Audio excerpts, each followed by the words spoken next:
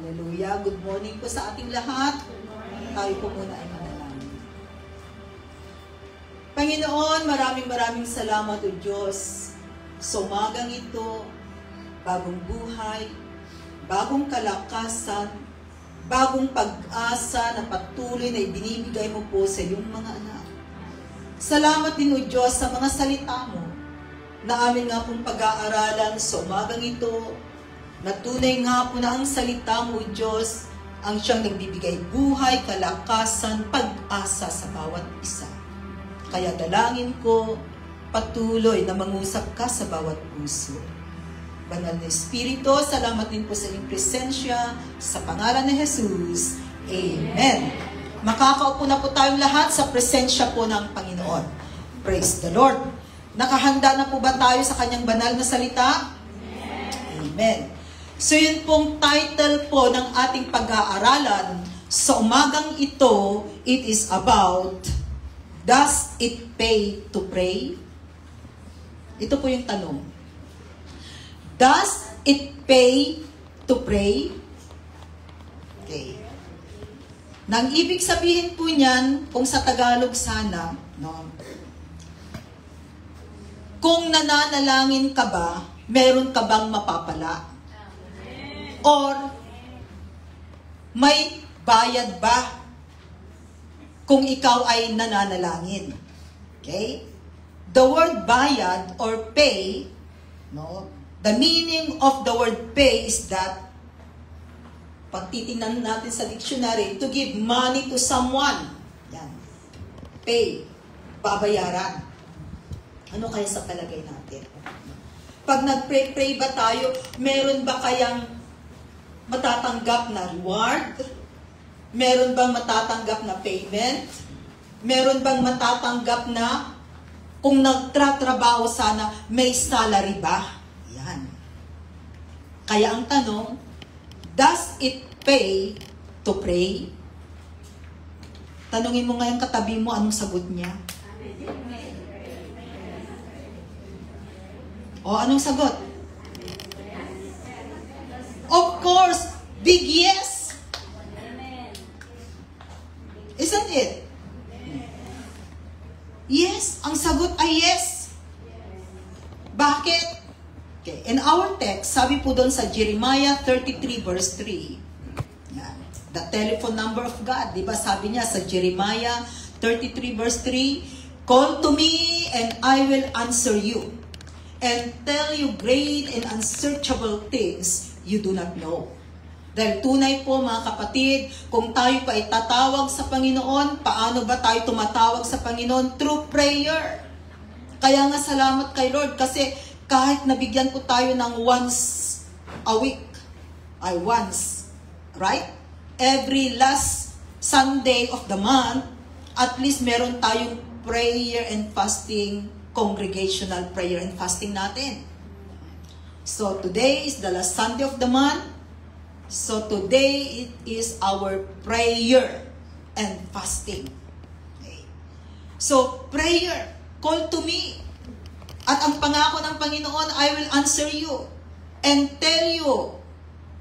Mararanasan natin, sasabihin ng Panginoon, ang mga bagay-bagay na minsan hindi natin sukat akalain, binibigay ng Panginoon. True prayer.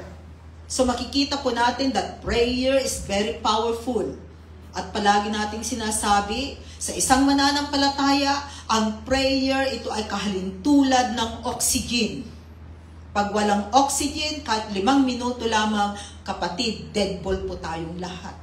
So ganun din po, pag sinasabi po natin tayo ay isang mananampalataya, dapat din po kakambal ng buhay natin ang panalangin. Without prayer, hindi po tayo lalago sa ating pananampalataya. Without prayer, nanghihina po tayo spiritually. Kaya ang pwede po natin gawin is to pray. Palagi pong nagpapakumbaba at lumalapit sa Panginoon. Napakarami po nating pangangailangan sa mundong ito. Na kung saan tanging ang Diyos lamang po ang pwedeng magbigay sa atin. So sabi natin kanina, the question is that does it pay to pray? Ang sabi natin, yes. Bakit? And Psalm 91, verses 15 to 16. There are 3 points na makikita po natin dito sa Psalm chapter 91, verses 15 to 16. Sabi diyan, He will call upon me and I will answer him. I will be with him in trouble. I will deliver him and honor me.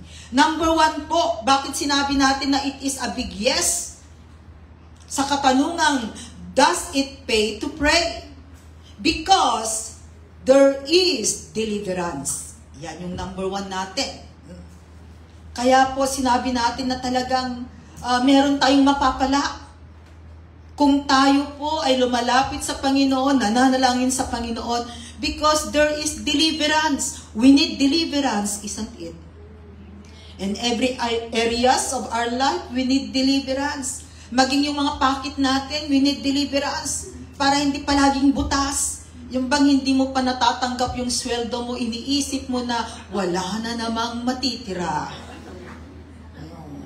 Imbis na magiging positive, negative. No. So paano na lang kung every time negative, ay talagang mababaon ka sa utang, isn't it? So, ganun po sana, we need deliverance. Na sana naman sa susunod na sweldo, Lord, hindi na ako negative. At least sabihin natin, tamang-tama lang, Lord. Sa susunod na buwan na naman, Lord, alam kong hindi ako magiging negative ngayon. Kasi nga, iniaayos mo yung iyong finances. And then, napansin mo, meron nang natira. Kahit na hundreds lang. As the days pass by, nakikita mo, may natitira na. Kaya dapat, even in our finances, there is deliverance. Amen. Sa lahat po ng aspetos ng buhay po natin, mga kapatid, we need deliverance. Dahil kung prayerful po tayo, talagang ibibigay ni Lord. There is an example in the Bible, di ba? Kilala natin si Joseph. Daniel. Daniel, he is a man of prayer. Kaya palagi po siyang nagpray-pray, hindi niya nakakalimutan yan. Kahit na meron nang tinatawag na pagnanalangin, ay may mangyayari, but still, he is there, praying. Kaya dumating siya doon sa puntos na ang makitang nananalangin ay itatapon doon sa den of lion, doon sa yungib ng lion, but still, Daniel pray. At tunay, talagang dinala siya doon, itinapon sa yungib ng lion.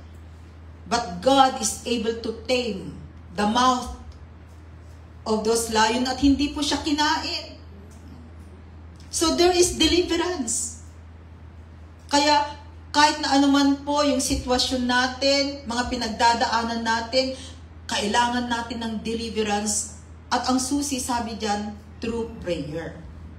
So be a woman of prayer. Sabihin mo dyan sa katabi mo. No. Be a woman of prayer. Lahat po tayo, we need it. Sa mundong ating ginagalawan ngayon, mga kapatid, makikita po natin na ibang klase yung takbo ng mundo ngayon. No? Kung ating nang i-compare noong mga teenager tayo, compare sa mga teenager ngayon, napakalaki na po ng pagbabago. Sa inyong mga magulang, kahit natuturuan ninyo ang inyong mga anak ngayon, makikita ninyo that mostly sa mga young people, nagiging rebelde na sila. Gusto nila pag may sinabi, gusto nila na makukuha ka agad, ibibigay mo ka agad, hindi nila naiintindihan. So dito, makikita po natin. So the more pa sana na maging prayerful tayo ngayon. Kasi kung tutuusin, napakarami po ng nangangailangan ng prayer. Mismong sa sarili natin, we need deliverance. Yung mga taong nakapaligid sa atin, we can help them through prayer. So yun po sanang prayer life po natin ay ayusin po ng bawat isa. I-priority natin. Palagi po nating sinasabi pag natapos ang trabaho, imbis na hawakan ang cellphone, prayer muna. Pag alam mo na hindi ka pa nakapag-pray, set aside mo muna yung cellphone. Kasi mahilig po tayo doon. Pag wala na tayong ginagawa, tapos na ang trabaho, o di kaya habang nagtatrabaho, no, kasama si cellphone. Parang hindi na ba nabubuhay ang tao ngayon pag walang cellphone na hawak? So, ninanakaw niya ang oras natin, ang panahon natin. Imbis na medyo matagal ng konti, humahaba yung panalangin. Napaka-iksi na lamang because of the cellphone.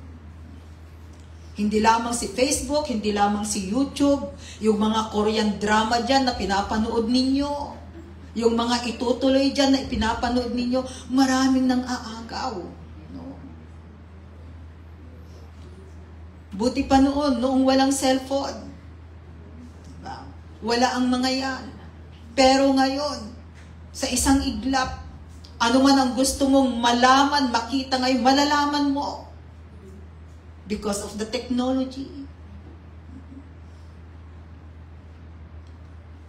And it affects our prayer life. Kaya tingnan po natin mga kapatid. No? We can evaluate ourselves. Sa atin bang prayer life, nag-decrease ba tayo ng the way ng panalangin natin? O still pa rin na nagiging on fire sa panalangin? Maging on fire po tayo sa panalangin natin. Kasi we need it. Sa sitwasyon po na nangyayari ngayon mga kapatid, the more po sana na maging prayerful po ang bawat isa sa atin. Bakit kaya magulo ang pamilya? Ano ba ang ginagawa mo kapatid? Do you have time to pray? Or nanineglect mo na rin ang prayer? They need us, especially pag sinasabi natin na tayo, yung believer in the family. So, there is deliverance. Number 2 is that, is still in that verses, verse 16 po muna. Basahin po muna natin ang verse 16 ng Psalm 91, verse 16.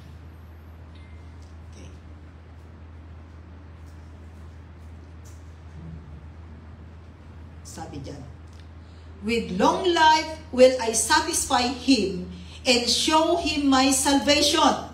Okay. So number 2, does it pay to pray? Because there is satisfaction and having long life. Yan. Satisfaction, having long life. God is able to satisfy us at ang kanyang pangako, mahabang buhay. Mahabang buhay. Sino po dito yung gusto ng mahabang buhay? Okay lang yung mahabang buhay, basta okay yung buhay. Pero kung mahabang ang buhay mo at bedridden ka naman, maisakit ka, no, inaalagaan ka, wag na Lord ang mahabang buhay. Hello. Inisip na ba natin yung mangyayari bukas? Na kung tatanda tayo, ano ang magiging sitwasyon? Sino po ang naghahanda dito sa kanyang old age? Amen. Amen. Lahat po tayo. Huwag ninyong sabihin kayong mga may anak. O di ba, may anak ako. Kayong mga single, walang anak na mag-aalaga. How sure you are na aalagaan kayo ng mga anak ninyo? Kasi sa kapanahunan ngayon, kahit marami kang anak, parang baliwala na.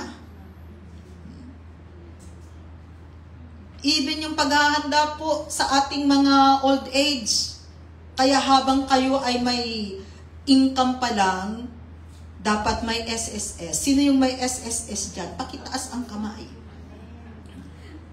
How about those na wala? At least meron kayong aasahan, mga kapatid.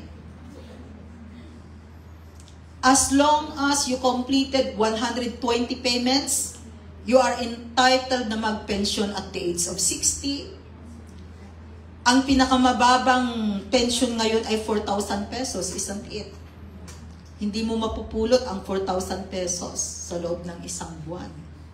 At kung mas malaki pa yung iyong contribution, lalo na dito sa Hong Kong, malaki ang contribution. Pag na-maintain po ninyo yung contribution ninyo, actually the pension ay hindi bababa sa 15,000 a month. Ay talagang pensyonado ka, di ba? Di magiging donya ka. Kahit SSS, pag-ibig 1, pag-ibig 2, that's enough. Kahit na wala kayong bangko, wala kayong ipon sa bangko, at least, pag dumating ka ng senior, ay meron kang aasahan. So I encourage for those na wala pa, why not umpisahan ninyo? Habang kayo ay naririto, at pwede naman ninyong bayaran, I think, in advance, isn't it? Para pag dumating yung time, meron kang aasahan. Yes, we believe in God, we believe by faith, but our faith need to have an action. Eh kung dumating si Lord bukas, it's good. Eh paano kung hindi siya dumating? At inabot mo pa ang 60, 65, 70, 75, 80? O diba? At least kahit papaano, kasi ngayon, pag nasa old age na tayo at alam nilang may pera ka, pag-aagawan ka nilang alagaan. Pero kung wala kang pera, parang useless. Unless talaga na merong anak na talagang mapagkalinga, mahal na mahal ka. Pero hindi natin masabi. Eh paano kung naghihirap din yung anak mo? Eh di dagdag ka pa sa hirap niya. Kaya lahat po ito ay tingnan po natin. Kapartiyan. Sabi natin, pag nananalangin, there is satisfaction having long life. Hahaba ang buhay mo, and then you are satisfied. Bakit? Kasi God meet your needs. Kahit pa paano may pambili ka ng ulam, pangangailangan mo, it's good. Kasi kung tayo rin po ay nananalangin, of course, God is able to give us wisdom, even yung mga darating pa, yung mga mangyayari, nire-reveal na ni Lord sa atin, binibigyan na po niya tayo ng katalinuhan kung ano ang gagawin para sa kinabukasan. Ang tahimik naman ninyo. Nag-iisip sila, Lord. Sinasabi nila, ay, oo nga naman, Lord.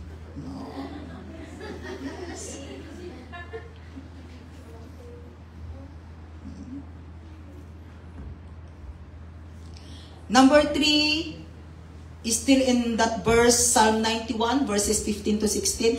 Because there is salvation, kaligtasan. And we know that salvation, it is holistic.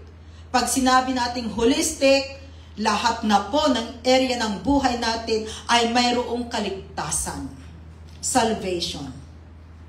We need salvation. Kailangan natin yan. Kung ano man ang nangyayari sa buhay, may mga testing, trials man na dumarating sa buhay natin, alam natin na pwede nating mapagtagumpayanan because God is able to save us. And God is able to do that because you are a prayerful woman. Nananalangin. Lalo na sabi ko sa inyo, pag tayo po ay merong gift of speaking in tongue. Speaking of tongue is very powerful. Every time, kaya na naglalakad kayo, siyang dararahaya, mag-speaking of tongue po tayo. Because it edifies ourselves. At kung nagpre-pray tayo in speaking of tongue na yan, mga kapatid, we know na may ginagawa ang Panginoon. Kasi yan po yung language ng Panginoon. And our prayer will become perfect because the Spirit knows kung ano yung mga ipinag-pray natin, kung ano yung mga pangangailangan. So kung meron tayong gift of speaking in tongue, use it mga kapatid. Do not neglect to use it. Use it. Whenever you pray, naglalakad ka, ano man ang ginagawa mo, mag-speaking in tongue ka. Kasi makapangyarihan po ang speaking in tongue. So kaligtasan, God is able to save us. Lalo na pag umuwi tayo sa Pilipinas, no? Maraming mga testing talaga. Talagang tatayo ka sa iyong pananampalataya. Kaya palaging sinasabi, magpakatatag kayo rito. Dapat talagang punong-puno po. Para pag umuwi sa Pilipinas, ano man yung mga haharapin mo doon, you can overcome. At makikita nila kung anong pagkakaiba ng isang mananampalataya at hindi nananampalataya.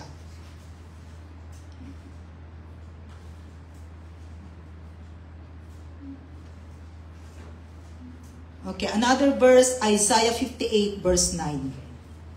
Isaiah 58 verse 9, sabi po dyan, then you will call, and the Lord will answer.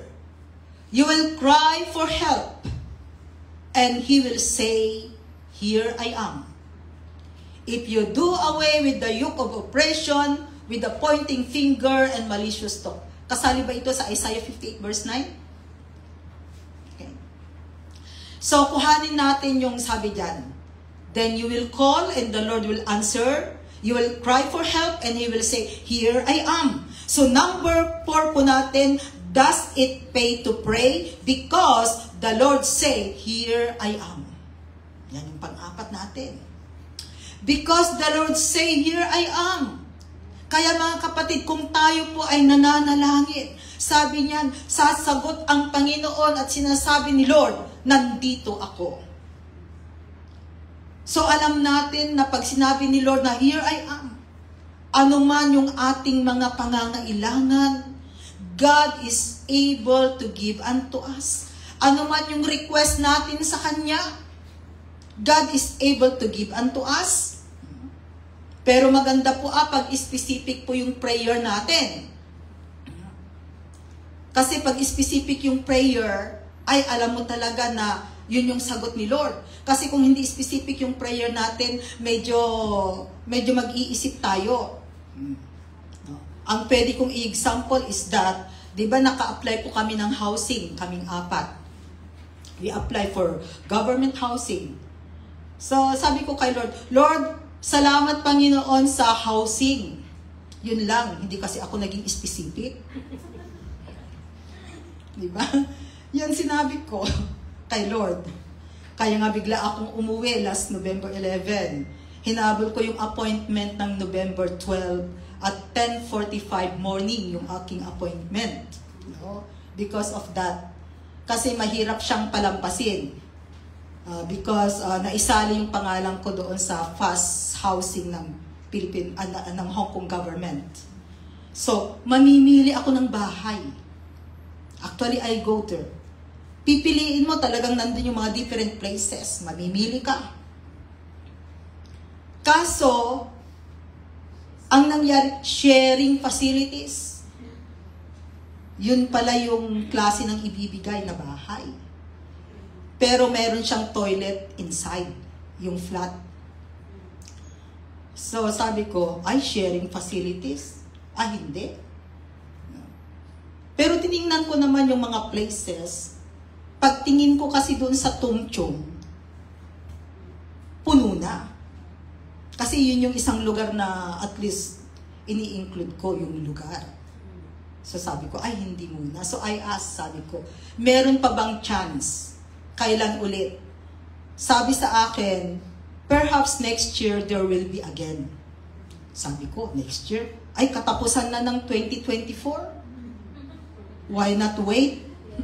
Diba? So sabi ko, I decline it. I will wait for another one. At least, alam ko na yung pangalan ko nandun. So sabi ko, oo nga naman Lord, I'm asking for housing. Ito nga yung housing. Pero pasensya Lord, I'm not satisfied. Diba? So I just decline it and I will wait again next year. Sabi ko, Lord, yun sanang dumating naman yung appointment, hindi yung nasa Pilipinas ako, imbis na I still enjoy more 2 weeks sana. Pero napaaga ng di oras because of that appointment. Sabi ko, mali yata yung panalangin ko, Lord. Next time, aayusin ko, Panginoon, kung paano ako mag-pray. Diba? So for me, yun yung nakita ko doon. Kaya, even prayer and asking something to God, maganda talaga yung tayo specific. Sabihin natin, ano ba talaga yung gusto natin.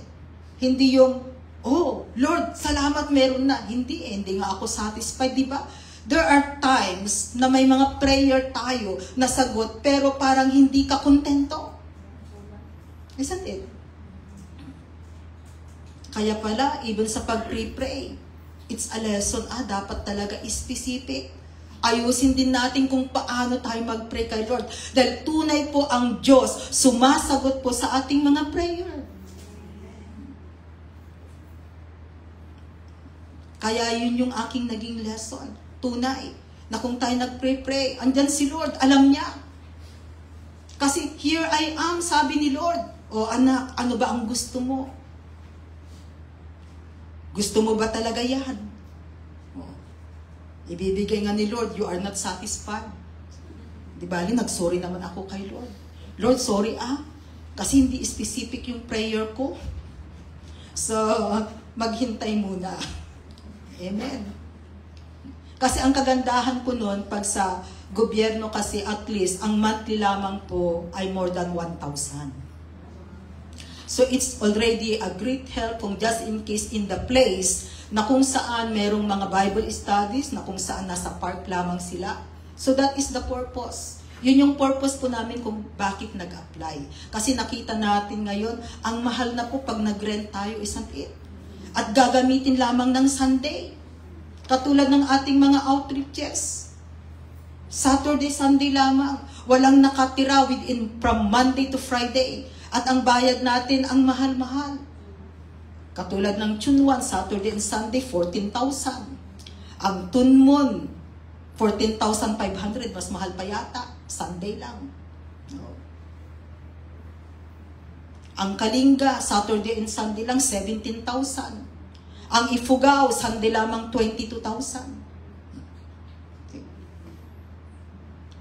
Pero praise the Lord. No? Dahil pinagpapala ni Lord ang bawat isa.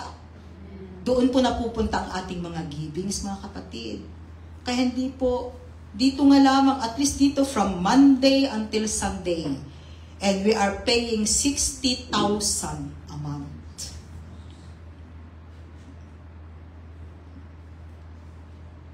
Kaya wag nating sabihin, ang daming offering.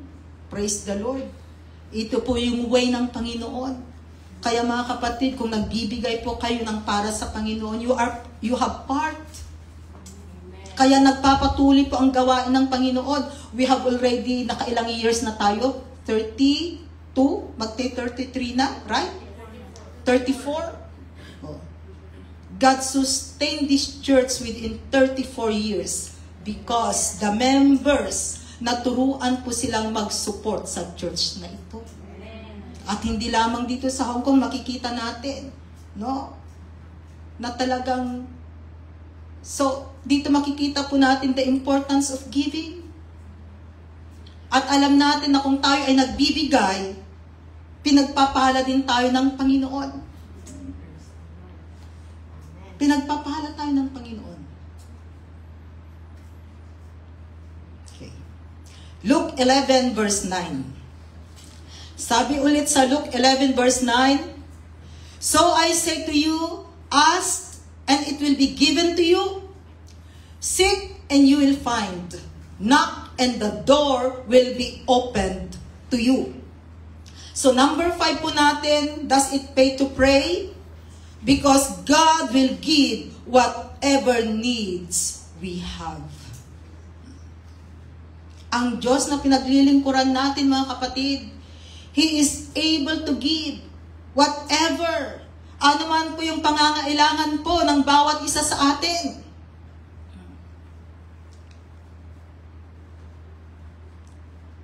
God meets our needs through prayer.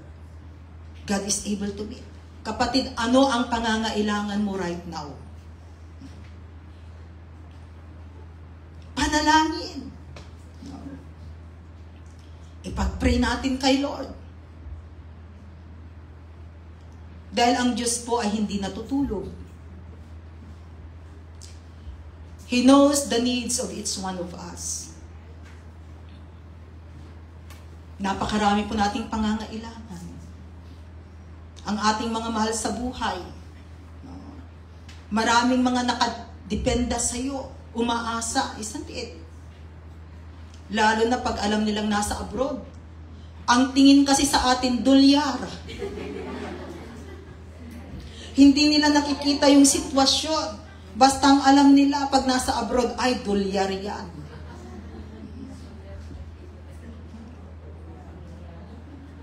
Pero hindi nila alam ang sakripisyo ng bawat isa.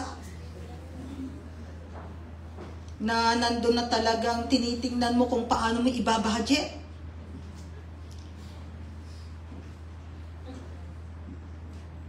At kung may sinabi sila, gusto nila, ibigay mo kaagad. Isn't it?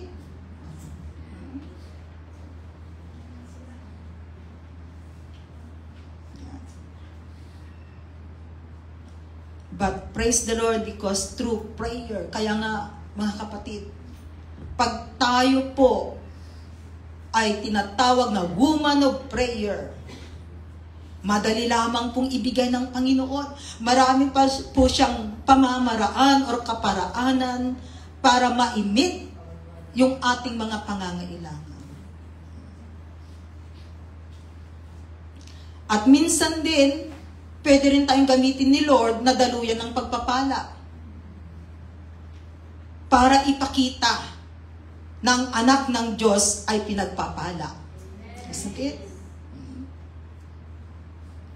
Kasi minsan even sa mga finances, it's a testing on our part, isn't it?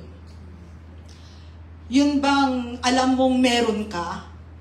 Kasi nga, nag-mature yung mga ganito. Alam mong meron ka. And then suddenly, ayan, may hihingi ng tulong sa'yo. Testing din yun, ano?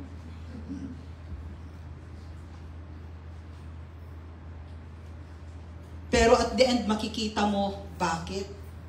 Para ipakita ng Panginoon. Kasi sabi ng mga kapatid ko sa akin, bakit kasi ate, pinili mong magpastora? Diyan pa naman sa pre-believers. Eh, dati naman silang pre-believers. Yan. Sana kung hindi ka nagpastora, ay, marami kang pera. Yan ang sabi sa akin. No. Kasi nasa iba't ibang bansa sila. Yes. Dumating yung time na talagang may mga pera sila. Pero biglang dumating ang problema sa hindi nila inaasahan. It is a testing on their part. And then sabi, ay, ang tatakbuhan na lang natin si ate. Naku, tamang-tama ba naman? Sabi ko, ang alam ko, marami akong perang uuwi. Dami pa namang balak. Sa isang iglap, kaya sa Western Union sabi, ma'am, parang baliktad po ang mundo. Sabi nila. Kasi, ma'am, kayo pong magpapadala doon sa Canada. I sent 5,000 Canadian dollars. So sabi ko, Lord, salamat. Mayaman na ako, Panginoon. Kasi nag-mature yung aking mga investment. So dito ko rin nakita on my part, ay oo nga naman, na there are times, ang alam mo, ay marami na akong ganito. Pero yun pala, on my part, sabi ko, willing ba ako? So sabi ko, ay, pera lang yan. Anyway naman, kung may gusto akong bilhin, nabibili ko naman. It's okay. So, ganun ang nangyari. But because of that, I hope na this is the beginning, na sila ay magpakumbaba sa Panginoon kasi nasaktan sila. Yun kasi ang mahirap, diba? Nasaktan. Kaya kung kayo po ay nasaktan in this family, ay i-release ninyo yung sakit, huwag sasama ang loob.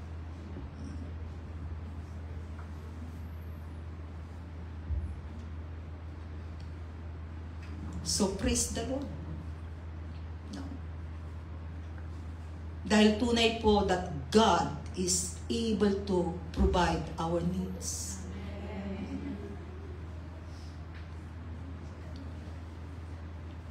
Second Chronicles 7 verse 14. And 2 Chronicles 7 verse 14, sabi diyan, "Then if my people who are called by my name will humble themselves and pray and seek my face and turn from their wicked ways, I will hear from heaven and will forgive their sins and heal their land." So number 6 po natin, does it pay to pray? Yes, because God will forgive and healing flow. Kaya hindi po nasasayang yung ating panalangin, mga kapatid. Kasi sabi diyan, God will forgive. Patatawarin niya tayo. In behalf of our family, pwede natin isali. And as a nation, as a group, God is able to forgive us and healing flow.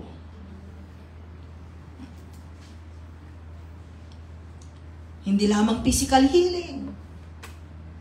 Most especially, spiritual healing. Yan po ang kailangan ng mga tao sa mundong ito. Most especially, spiritual healing. At yan po ay makakamtan natin through prayer. Panalangin. Kaya ang gandang manalangin, isn't it? Na talaga ang panalangin, mga kapatid, ay maging kakambal ng buhay po natin. Kasi napakarami po siyang pwedeng gawin sa buhay natin.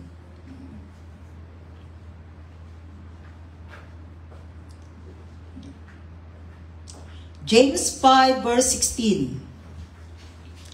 Sabi o dyan sa James 5 verse 16, "Therefore confess your sins to each other and pray for each other, so that you may be healed. The prayer of a righteous man is powerful and effective." So yan, kuhanin natin yung last sentence niya. Does it pay to pray? Yes, because the prayer of a righteous person is powerful and effective. So tatandaan po ng bawat isa, you and me, we are called righteous person. Bakit tayo naging righteous person? Because of our relationship to the Lord Jesus Christ. May Jesus na naghahari sa buhay natin, so we become righteous. Yun po yung napakaganda, mga kapatid. Kaya kung tayo ay nagpray-pray, ang panalangin po ng bawat isa ay powerful and effective. Tatandaan mo yan. You have Jesus Christ in your life. You become a righteous person. And as you pray, the promise of God, the prayer of a righteous person is powerful and effective. Makapangyarihan, mga kapatid, ang panalangin ng Panginoon. Kaya, dito makikita po natin na hindi po nasasayang ang ating panalangin. Kaya paggising pa lamang sa umaga, pray. Pag may time, manalangin muna. Pag alam mo na hindi ka pa manalangin, maging habit po sana natin na palaging lumapit sa Panginoon. Huwag nating sayangin yung mga oras natin. Dahil ang prayer po, mga kapatid, ay very powerful. It's one of us needs prayer. Kung tayo nagpray-pray, it will affect our life. Kasi pwede tayong, sabi natin dyan, does it pay to pray? Yes, because there is deliverance. Because there is satisfaction having long life. No, talagang you will be satisfied. No, umaba man ang buhay mo, magiging masaya ka. Because there is salvation, may kaligtasan, mga kapatid. God is able to save us. Because the Lord say here, I am.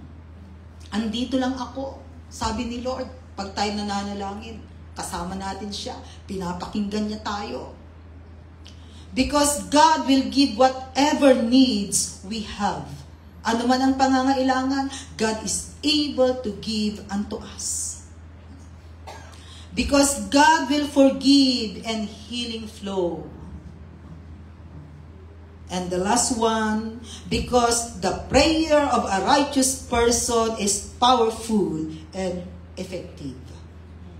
Kaya maglalas po tayo sa verse na ito as our conclusion, Colossians 4 verse 2. Na ang sabi po dyan sa Colossians 4 verse 2, devote yourselves to prayer, being watchful and thankful. Kaya mga kapatid, devote. Pag sinabing devote, talagang nandun po, nasa buhay natin, talagang priority yung ating prayer life, i-devote po natin. Manalangin po tayo ng manalangin because we know na kung tayo po ay maraming panalangin, marami ding blessing ang matatanggap. Paano ka makakatanggap ng blessing kung hindi ka naman nag-pray-pray? Pero kung marami kang prayer kay Lord, marami kang hinihiling sa Kanya, pag nagbuhos po ng pagpapala ang Panginoon, makakamtan mo maraming blessing dahil marami kang panalangin. So in other words, the more you pray, the more blessing you will receive. Kaya mga kapatid, be a woman of prayer.